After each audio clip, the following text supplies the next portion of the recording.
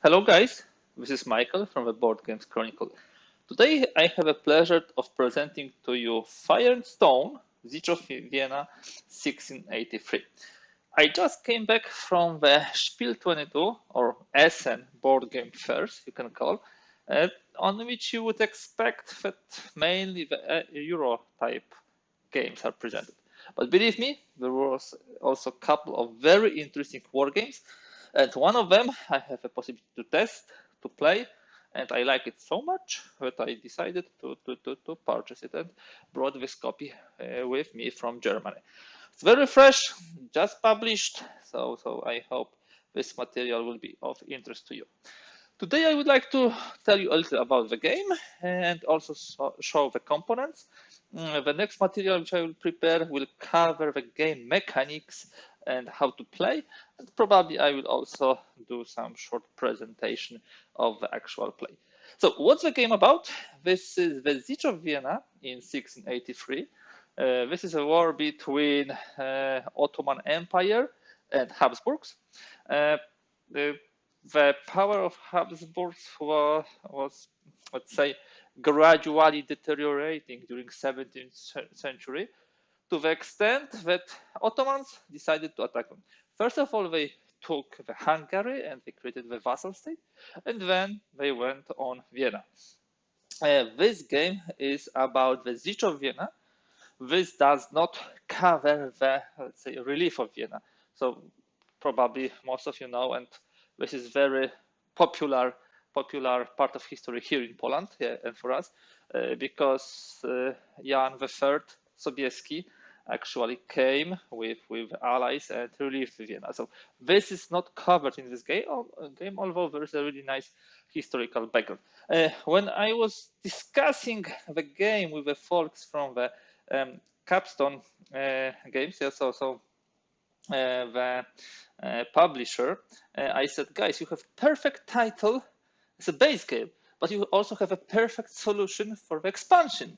You can just add to the basic map also this part connected to the Kallenberg Hill and the attack which came from there, the Hussars and all the Christian troops which finally crushed Ottoman. So they laughed a little, but I think it really truly has a potential. Let us have a look what we have inside. First of all, what I like about the box, you see it's not so glossy one. It's really elegant. Yeah, we are opening it. So first thing, here is the player aid. Let's open it. One of the player aids is for the Ottomans, and the other is for Christians. So this is for Ottomans, and this is for Habsburgs. They are pretty similar, but when I was playing the game, it was really easy to explain all the rules by simply looking at this and discussing what's there. So I would say that the game is not overly complex, and its materials allow for a pretty quick start. So here is the player aid. Then we have the Fire and Stone, a historical and design notes.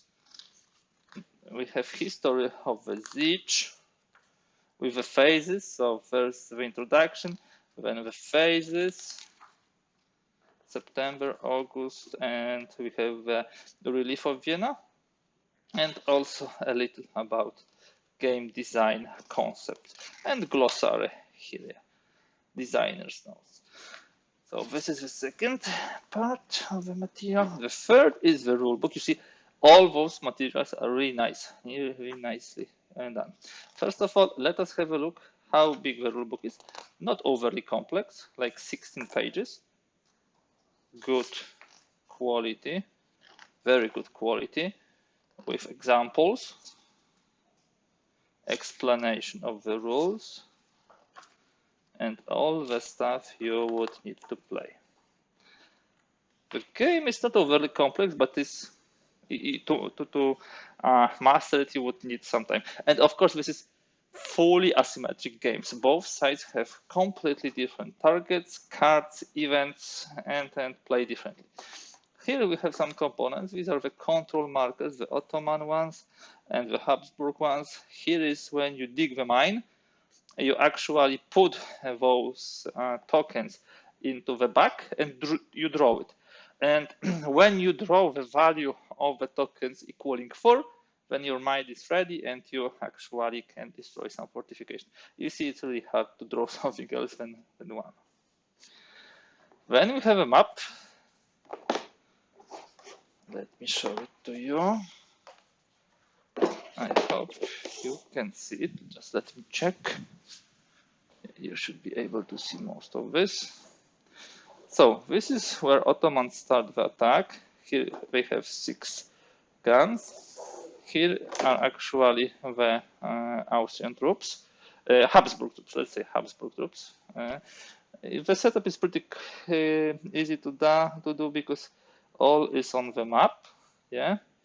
When the Ottomans win, there are 3 cases. When they destroy those 2 forts, I believe. This is the victory condition, you see. When they enter the city, or when the morale reaches 0. We have morale of both sides, of Habsburgs and of the Ottomans here. So it's pretty clearly visible. We also have the strategy cards. You will see them in a moment. We have troop cards here. Yeah. Okay, and the tunnels which are being dug. As you can see, the map is really nice, not too glossy again, so perfect for playing when it's dark and you are using the artificial light. Now, what do we have here? I got 2 tactic cards as I would say special from the fair. What are the tactic cards? You have plenty of them, but you only use 5 in any one particular game. So the game, the session to the session would be different because this will be different tactic cards. You have 5 for the whole game. You play 5 rounds during which you play. I don't remember how many. I think 5 strategy cards. So these are very precious things. Those cards. So let me just put them here. Yeah, so these are the tactics cards. They allow for some crazy moves, especially during the assaults of the Ottomans. And these are the Ottoman tactic cards. Okay, I added this additional card already. So they usually allow them to better attack, to bring more troops, to deny some support for the Habsburgs. Here we have 2 decks of strategy cards, and they really drive the game. You can either play the event from the card, there are many of them, or you can use the card for move, for assault, for mine, for bombard. Depending on which side you are, those options are available to you. Then we have troops. So when you play the game and when you assault, you will be choosing a number of troops per the action you have chosen. And those troops can be of various quality. Okay, managed to open it. We have again 2 sets of troops. You can see these are the Ottoman troops and these are the Austrian troops. So on a couple of Austrian troops. Here are their values from 3 via 2 to 1. We have historical names, and here are the Ottoman troops. There are many more of them, than the Christian defenders.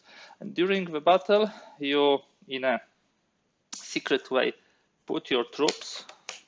Both sides put the troops. Sorry, like this. Then we put the troops here. There is a set number of troops you can put. We flip them. We use the tactic cards. We use the attack of the artillery. And at the end, we check how many troops, value of troops we have in the front line, because some of the cards can push the troops to the second line. Pretty thematic. Some of the troops can be destroyed permanently, which makes things worse here for one on the other side. Here are the bugs, which, as I told you, will be keeping the mining tokens. Here are the dices. You may see a lot of them. This game is using dice. Yes, it's using dice. It's using dice to such an extent that really the probability is even out on the number of the rolls that you made. The last part of the components are the fortifications. These are the field fortifications. They're not too strong, but we will have also the structural fortifications, and these are walls. These are much stronger. Here we will have the guns used by Ottomans. Here are the guns used by the Christians. On top of this, that marker shows where we attack, which turn it is, where the morale is. Yeah, this is the morale. And this is the turn track, let's say, marker. This is very thematic. The hussars are shown here, and when we reach the sixth turn, they are arriving. And then the Christians are winning. So both sides are really racing against time. First of all, the Ottomans are racing against time because when the relief comes, they lose. And the Christians are racing against time because they need to survive. That will be all for the components of this game. As you can see, this is a beautiful game, really nicely produced, very nicely designed. I hope that you like it. I will be creating additional materials, as I said, pretty soon. I would like to go much deeper into the rules, show you how they work, what you can expect from this game. I will not be able to fully present the game because it's really best when you play with the two players, but I hope to show you the game mechanics, and on top of this, also some interesting elements. Okay, that's all from me for today. If you like this video, please kindly give a thumbs up. If you'd like to see more videos like this, kindly please subscribe. I also encourage you to comment below the video should you have any questions, observations, or you would like just to point some of the stuff. Any corrections, also pretty welcome. Thank you very much for today, and hear from you soon. Bye.